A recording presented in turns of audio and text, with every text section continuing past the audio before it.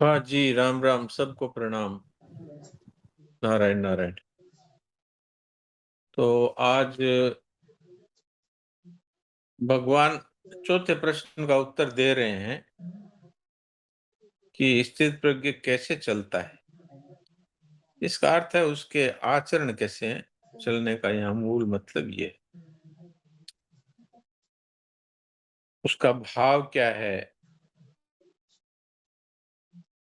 भगवान कहते हैं राग द्वेष युक्तेस्तु विषयानिंद्रियश्चरन् आत्मवशीर्विधेयात्मा प्रसादमधिगच्छति।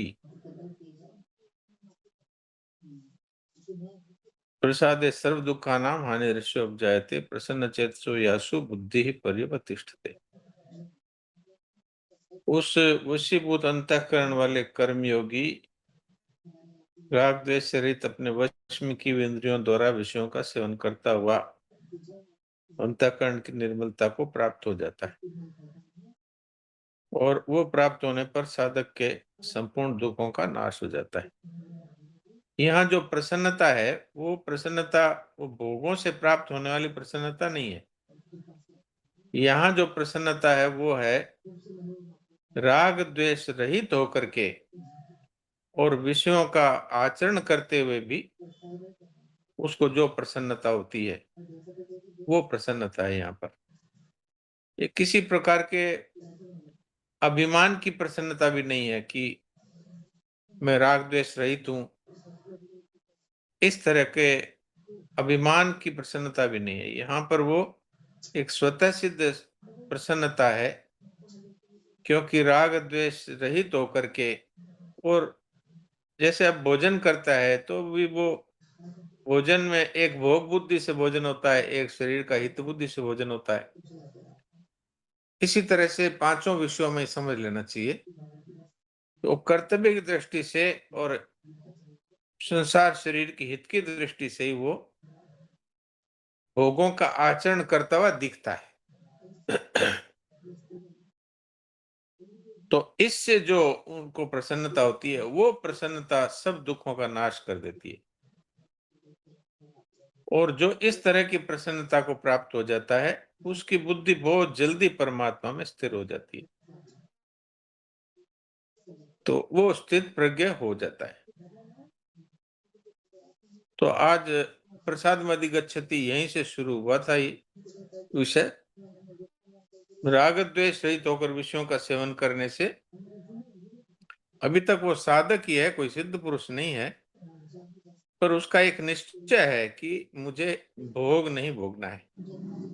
तो उसमें अंतःकरण की प्रसन्नता अर्थात अंतःकरण की स्वच्छता, ये प्रसन्नता वास्तव में ये एक प्रकार का तप है जो सब और तपों से ऊंचा है।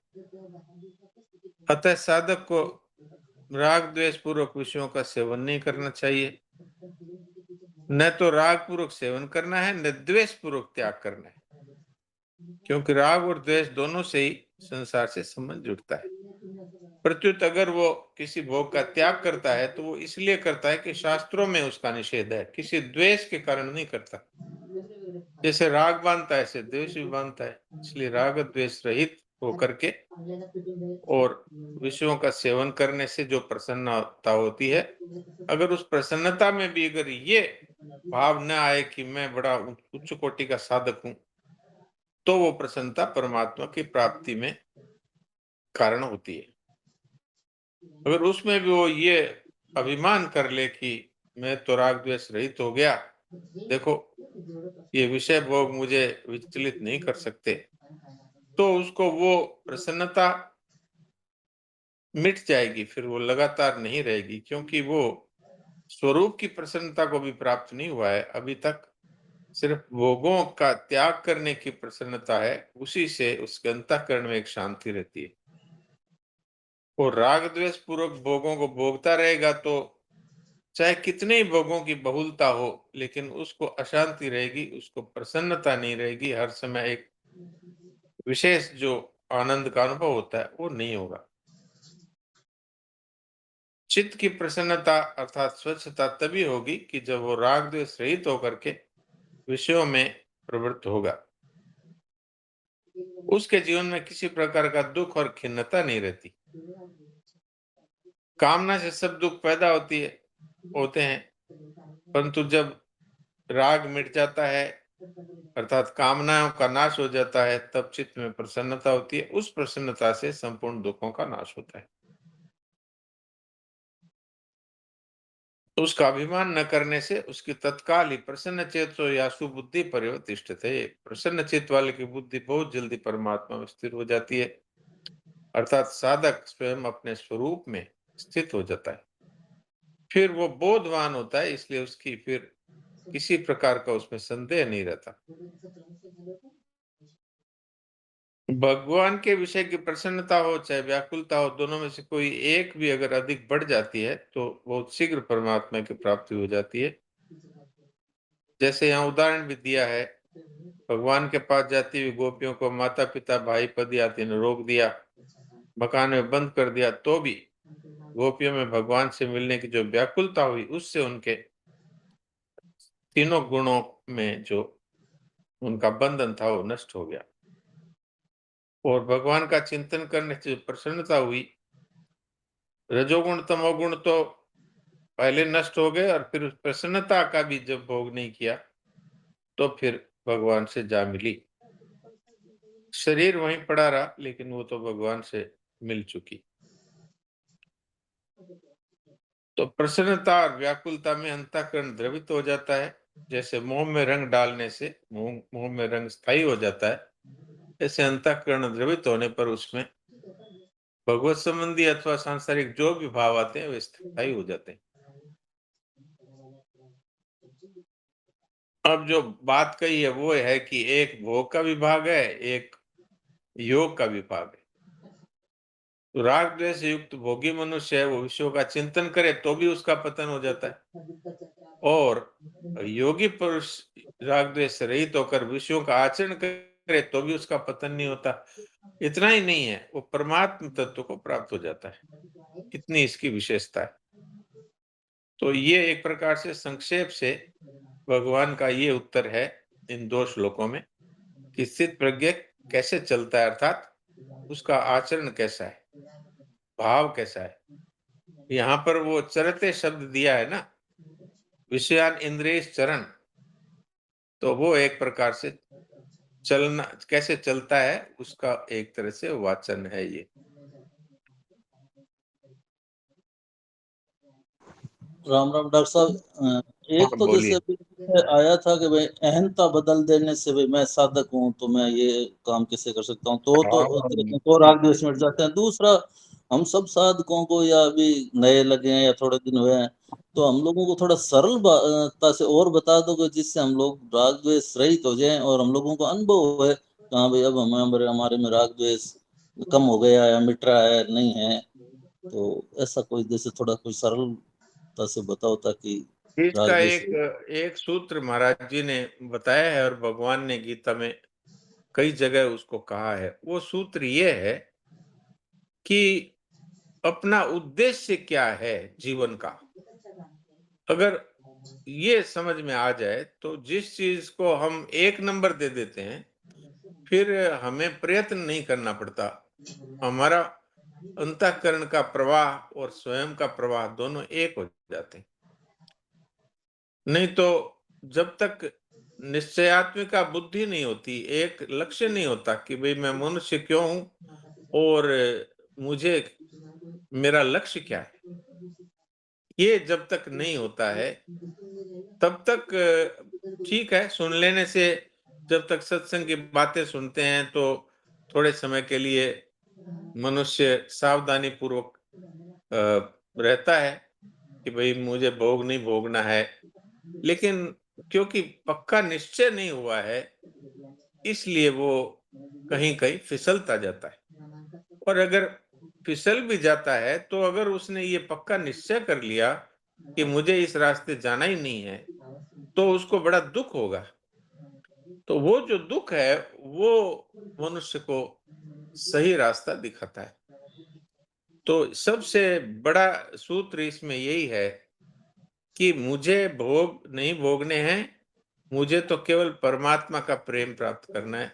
यदि इस तरह का निश्चय हो जाए, अर्थात निश्चयात्मक बुद्धि हो जाए, तो बहुत शीघ्र और दूसरे इसका पक्ष ये है कि जब तक भोग और ऐश्वर्य में लगा रहेगा तब तक वो निश्चय वाली बुद्धि होगी ही नहीं।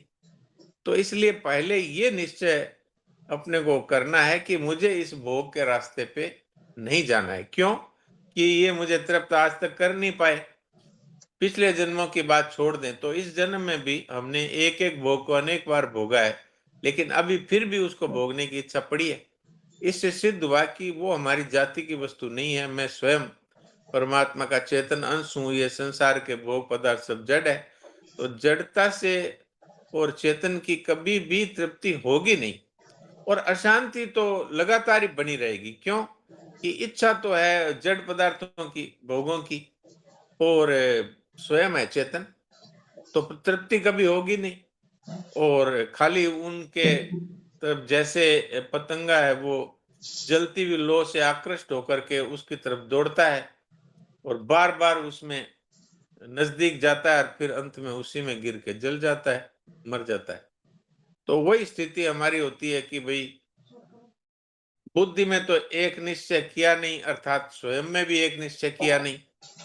पहले साधक में बुद्धि का निश्चय होता है, फिर वो स्वयं में उसका निर्णय हो जाता है कि मुझे इस रास्ते नहीं जाना है। तब फिर स्वतः ही उसकी बुद्धि और मन वो उस निश्चय के अनुसार चलने लगते हैं और कहीं अगर स्वभावश भूल हो जाती है, तो उसको बड़ा भारी दुःख होता है। भगवान से प्रार्थना करता है, संतों से जिन पे श्रद्धा है उनसे बात करके पूछता है कि मेरी ये स्थिति है, मुझे क्या करना है? तो भगवान उसको रास्ता दिखा देते हैं। और कोई संत और साधक कोई अच्छे ना मिले, तो जैसे साधक संजीवनी है, इसमें उसको अपना उत्तर मिल जाएगा। तो ये निश्चय पहले होना बहुत ज़रूरी है। जी। डॉक्टर साहब डॉक्टर प्रणाम। साहब, हाँ, नटवर जी बोलो जी। हाँ, बोलिए नटवर जी। डॉक्टर साहब मैं एक रहस्य जानना चाहता हूँ कि मैं विषय भोगों को आपकी आवाज़ बंद हो गई। नेटवर्क प्रॉब्लम लगता है। कट के दोबारा जुड़ जाओ, जब तक और किसी ने कोई पूछना हो तो पूछ लो। नटवर जी एक बार काट के दोबारा जुड़ जाओ।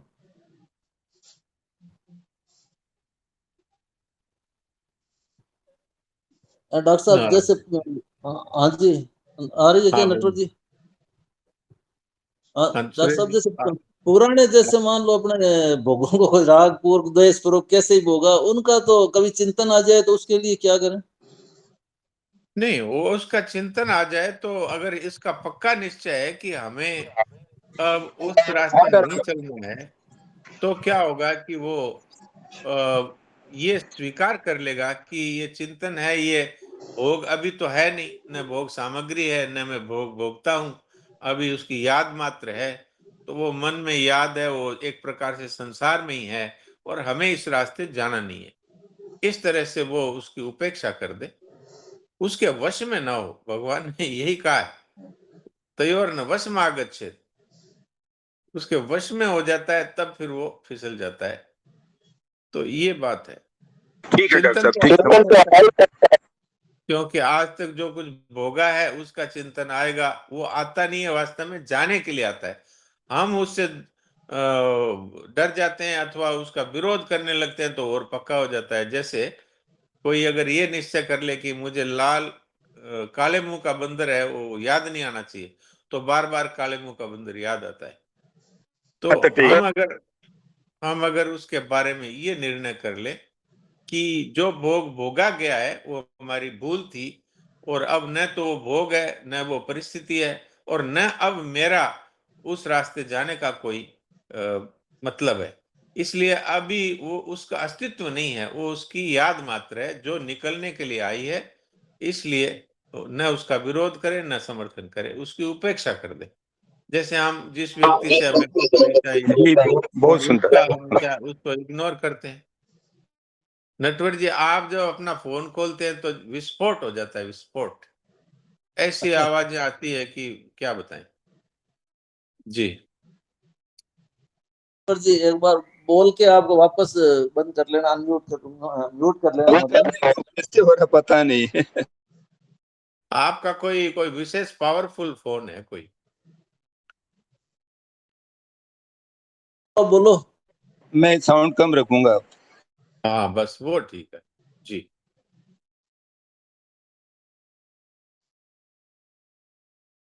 आपका जो प्रश्न है वो बोलिए नटवर जी। मैं यही बोल रहा था कि जैसे मैं विषय भोगों को त्याग करके कैसे भोग सकता हूँ।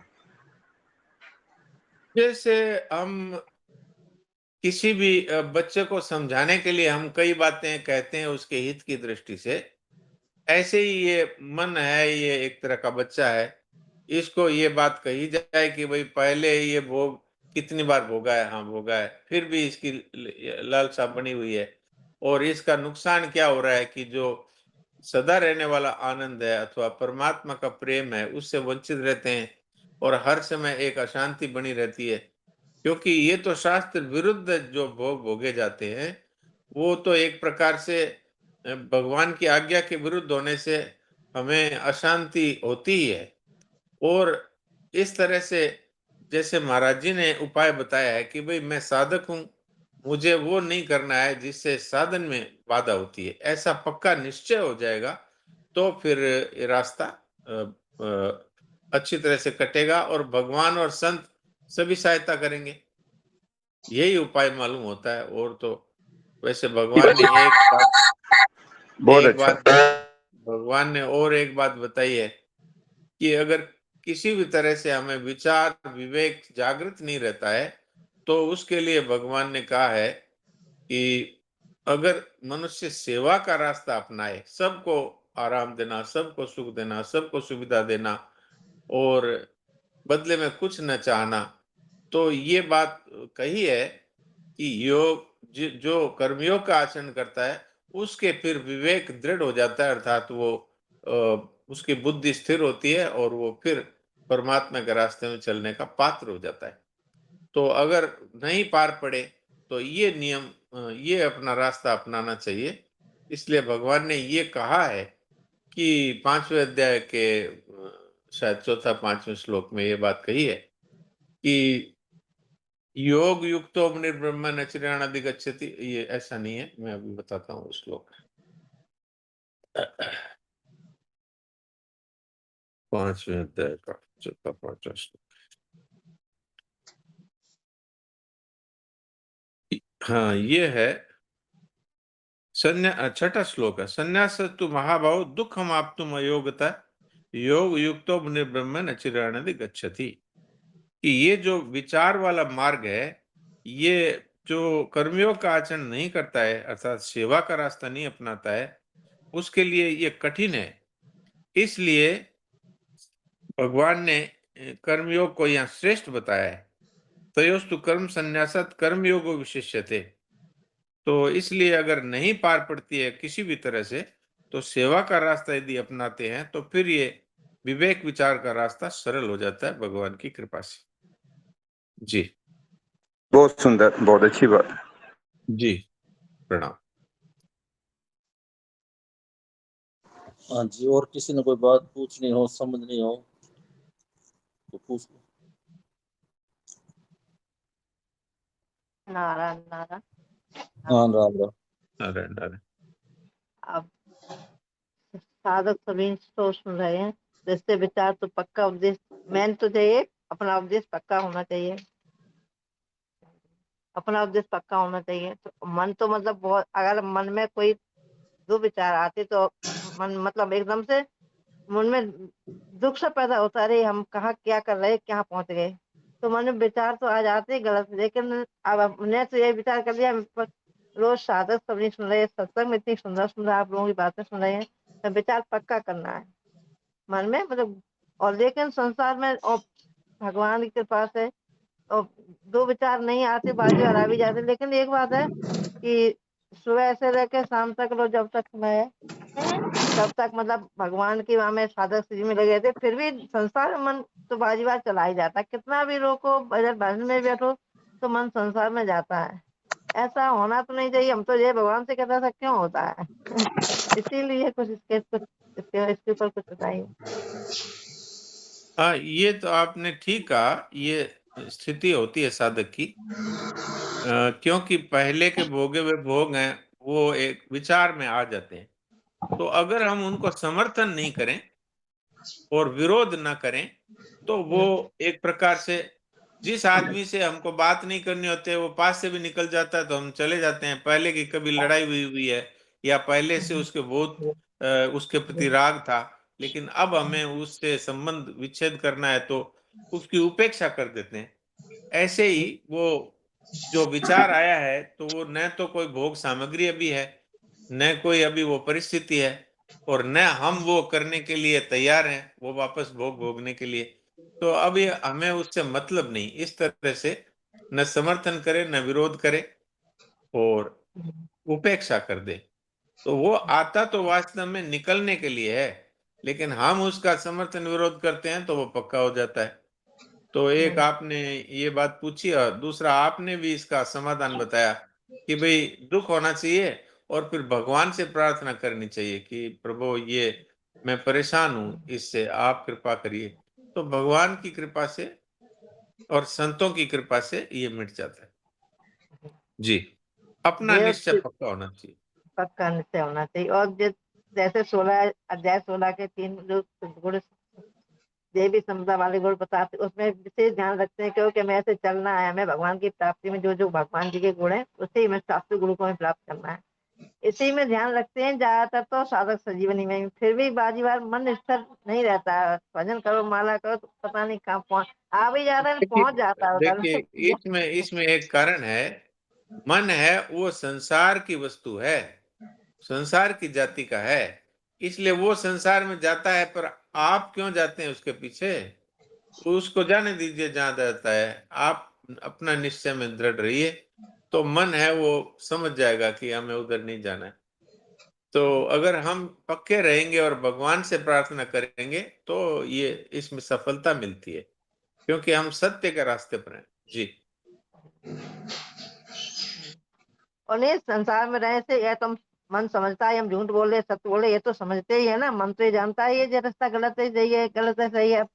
इसमें ये जो मन ये नहीं जानता है, ये हम जानते हैं। मन नहीं नहीं हम जानता। जैसे मन नहीं तो हम बेचारा, जानते हैं। मन तो बेचारा है, जड़ पदार्थ है वो तो। नहीं, अगर झूठ बोलेंगे तो ये तो जान ही जाएगी झूठ बोल रहे हैं, इतना तो हाँ, तो भाव आ आप ही खुद जाता है ना। जानते हैं, आप खुद जानते हैं, इसको मन नहीं जानता। तो उससे फिर मैं मन तो बता एक देते नहीं औजार मन। है। जैसे आप एक कलम है, उससे जी यदि किसी की निंदा लिखते हैं तो कलम थोड़ी जी जानती है कि हम निंदा लिख रहे हैं, वो तो जी आप खुद ही लिख रहे हैं उससे। ऐसे ही मन है वो कुछ नहीं जानता, हम खुद ही जानते हैं।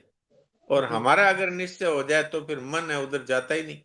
जैसे हमारा निश्चय है कि हम मांस नहीं खाएंगे, तो कभी हमारा मन मांस की दुकान में जाता है क्या? नहीं जाएगा।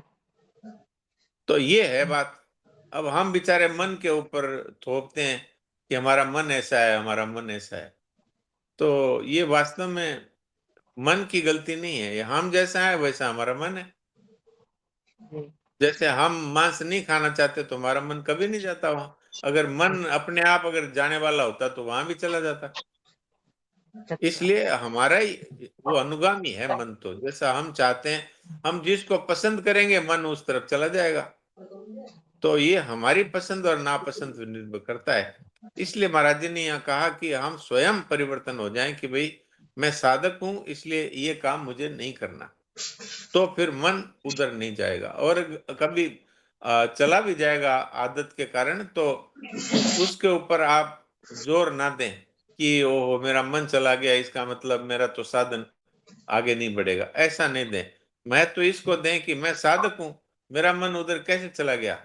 तो उसको आप उसकी उपेक्षा करें और अपने साधन की तरफ आपकी दृष्टि ज्यादा रहेगी, तो आपको सफलता मिलेगी। और आपने उपाय बता भी दिया कि भाई अगर कुछ भी पार नहीं पड़े तो भगवान से कहें दुखी होकर कि महाराज मेरे से पार नहीं पड़ रही है, आप संभालिए। तो भगवान करते हैं, कृपा करते हैं। जी। नारायण नारायण, बहुत अच्छा, बहुत सुंदर। नारायण। नारायण नारायण। ये डॉक्टर साहब सुबह वाले प्रसंग में भी आया था कि आचार्य जी ने पढ़ा था, उसमें आया था कि एक तरफ तो भगवान है, एक तरफ संसार है, तो मन को जिधर लगाओगे मन उधर ही लग जाएगा। हाँ बिल्कुल, मन तो बेचारा हमारा अनुगामी है, हम जिसको पसंद करेंगे मन उधर ही जाएगा, जिसको ना पसंद करेंगे उधर मन जाएगा ही नहीं।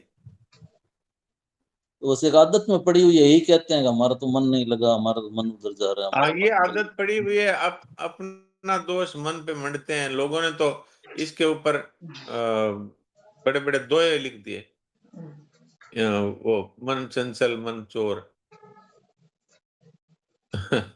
वास्तव में तो खुद ही है चंचल, खुद ही चोर है। अर्जुन ने भी तो ये प्रश्न किया है, मेरा मन बड़ा चंचल है। भगवान ने कहा भाई अभ्यास करो, अर्थात उस तरफ जाए तो उसको मेरी तरफ लगाओ, और वैराग्य अर्थात विचार करो कि भाई इसने हमारी तृप्ति आज तक नहीं की भोगों ने, तो आगे तृप्ति कभी करेंगे क्या? और समय तो जा रहा है, एक दिन समय पूरा हो जाएगा, भोगों का चिंतन करते मरेंगे, तो फिर वापस भोग योनि मिल जाएगी, नरक मिल जाएंगे। जी हाँ जी, और कोई किसी ने कोई पूछना हो, कोई बात रहेगी और नहीं तो फिर समय हो गया पद वचन सुनो। राम राम। हाँ राम राम। जी पूछिए। हाँ जी, मैं ये पूछ रही थी, जैसे राग द्वेष को थोड़ा-सा और अच्छे से खोलिए। जैसे ऐसा होता है ना कि घर में भाई जैसे सत्संग सुन रहे हैं, कभी-कभी बच्चे आके बीच में डिस्टर्ब करते हैं तो उनको ज़ोर से डाँट भी देते हैं कि चुप नहीं कर रहे हो अभी, तो वो भी द्वेष की श्रेणी में आता है क्या? नहीं, वो द्वेष की श्रेणी में नहीं आता। वो है कि वो सही रास्ते पे, उनको भी सही रास्ते पे चलाने की बात है कि सत्संग है, ये बहुत ही मूल्यवान वस्तु है, इसमें बाधा मत डालो। जैसे कोई व्यापारी है, वो अगर धन कमाने में लगा हुआ है और बीच में कोई उसको डिस्टर्ब करता है, तो वो उसको बोल देता है नहीं नहीं, अभी नहीं, मैं ये काम में लग रहा हूँ। ऐसे अगर हम बच्चों से कहते हैं कि भाई देखो मैं पूजा में लगी हुई हूँ, पाठ में लगी हुई हूँ, मैं जप कर रही हूँ, तुम अभी डिस्टर्ब मत करो, तो इसमें कोई पाप नहीं है, इसमें उनका भी हित है। जी अच्छा, धन्यवाद। राम जी ये आप पूछ रहे थे?